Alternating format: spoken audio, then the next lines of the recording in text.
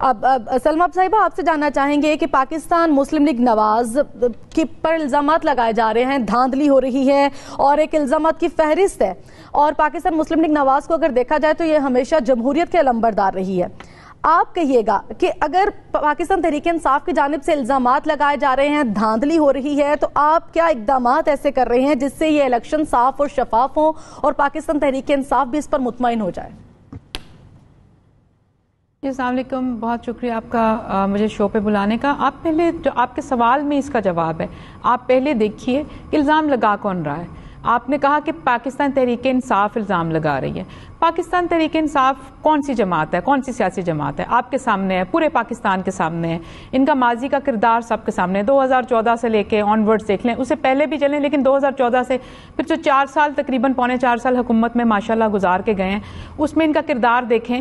ان کا کردار کیا تھا کہ جو سیاسی مخالفین تھے ان کو یہ کہتے ہیں میں دیوار کے ساتھ لگاتے رہے. بھئی آپ تو جیلوں میں چنواتے رہے، آپ تو جو موت کی چکیوں میں رکھتے رہے، آپ تو جھوٹے مقدمے کرتے رہے، آپ کے تو کیسز کی وہ بھرمار موجود ہے. یہ کہتے ہیں نا کہ جو فستائیت ہے، فستائیت اس کو کہتے ہیں جو نظر آتی ہے. ان کے تو عمران خان صاحب بنی گالہ میں تشریف فرمائے، وہ باہر سے نکلتے نہیں، وہ اس پہ آ کے ایک لگا کے ویڈیو اور اس پہ خطاب کر لیتے ہیں اور انقلاب لے آتے ہیں اس کے ذریعے، یا وہ ہیلی کاپٹر پہ بیٹھ کے انقلاب لے آتے ہیں. اور وہ ایک ایسے وزیر اعظم ہے جو سابقہ وزیر اعظم ہے جو عدم اعتماد کی تحریک کے بعد جب گئے تو ہیلی کاپٹر میں بیٹھ کر گھر گئے.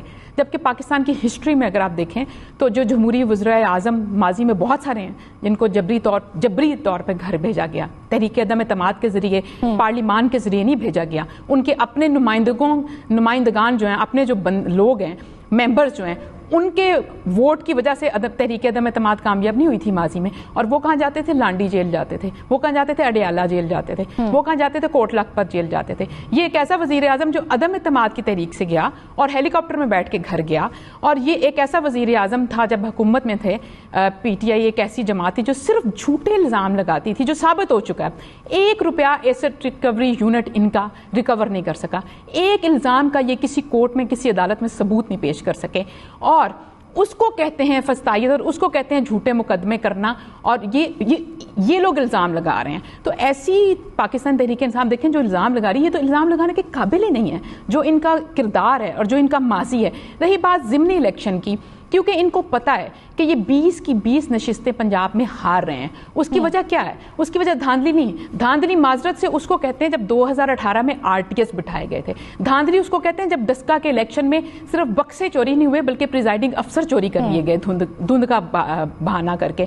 دھاندلی اس کو کہتے ہیں جب وہاں پہ لوکل ایڈمنسٹریشن جو ہوتی تھی، DCO ہوتے تھے جو، اور پولیس جو ہوتی تھی، وہ انتظامیہ وہاں پہ موجود ہوتی تھی اور وہ بندے غائب کرواتی تھی. دھاندلی اس وقت کہتے ہیں جب آپ کے جو لوگ تھے ماضی میں ضمنی الیکشنز میں، جب وہ فائرنگ کھول دیا کرتے تھے تاکہ یہاں پہ ووٹ نہ پڑ سکے. سلما صاحبہ، ابھی جب مسرت صاحبہ سے بات ہو رہی تھی، ان کی جانب سے کہا جا رہا ہے کہ ان کی طرف سے اسکیمز کا اعلان کیا جا رہا ہے، جیسے 100 یونٹ اسکیم کا اعلان کیا گیا، اسی طرح کچھ علاقوں میں ان کی جانب سے راشن بھی تقسیم کیے جا رہے ہیں. چلیں اس پہ بھی آ جائیں. 100 یونٹ کی بجلی کا جو اعلان کیا گیا، یہ کوئی برا اعلان نہیں. دیکھیں 20 نشستوں پہ ضمنی الیکشن ہو رہے ہیں. 100 یونٹ کی بجلی کا اعلان تو پورے پنجاب کے لیے کیا گیا تھا. اس میں تو 90 لاکھ خاندان ایک سال میں اس سے مستفید ہونے تھے. لیکن ایسے وقت یہ اعلان سامنے آیا جب جو سلما صاحبہ، یہاں تو ہم نے پچھلے 1 منٹ آپ کی بات کا میں یہ جواب دینا چاہتی ہوں کہ یہاں تو ہوتا نا کہ ہم نے صرف ایک یہ اعلان کیا ہوتا.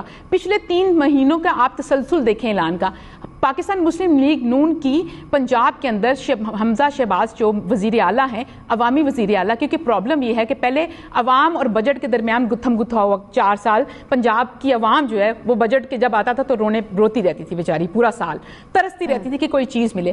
لیکن اب عوامی بجٹ آیا اور ایک عوامی منتخب جب وزیر اعلیٰ حمزہ شہباز آیا تو ان کی پالیسی شروع سے آپ دیکھیں 3 مہینے سے سبسڈی پالیسی ہے ہماری.